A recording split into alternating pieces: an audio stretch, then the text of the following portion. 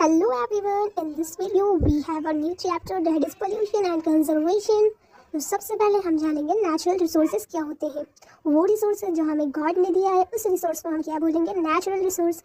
So that we can define natural resources as a material found on the earth that allow the existence of life and satisfy the needs of living organism are called natural resources. For example, minerals, plants, air, water, animals are natural resources. Soil is also natural resources. अब हम बात करेंगे कि natural resources कितने type के होते हैं। Natural resources के भी टाइप्स होते हैं, उनकी दो टाइप्स होते हैं।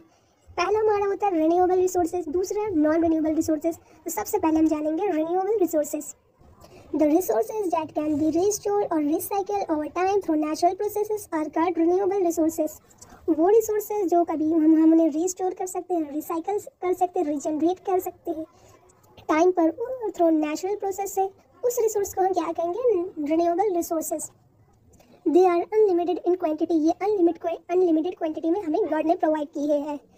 ऐसा रिसोर्स है जो कभी नहीं खत्म होगा, उस रिसोर्स को क्या कहेंगे, renewable resources. For example wind energy, water, solar energy, biomass, geothermal energy, these are renewable resources. अब हम जानेंगे non renewable resources. The resources that cannot be restored or recycled with the speed at which it is used are called non-renewable resources। ऐसे resources जिन्हें हम ना ही recycle कर सकते हैं, ना ही उन्हें हम रिस्टोर कर सकते हैं और ना ही उन्हें रीजनरेट कर सकते हैं, वो भी उस स्पीड में जिस स्पीड में उसे हम यूज़ कर रहे हैं। ऐसे रिसोर्स जो हमारे फ्यूचर में ख़त्म हो सकती है, उस रिसोर्सेज को क्या कहेंगे, non renewable resources. They are limited in quantity. ये हमें लिमिटेड क्वान्टिटी में मिलती है। For example fossil fuel, nuclear energy, natural gas, coal, petroleum and fresh water.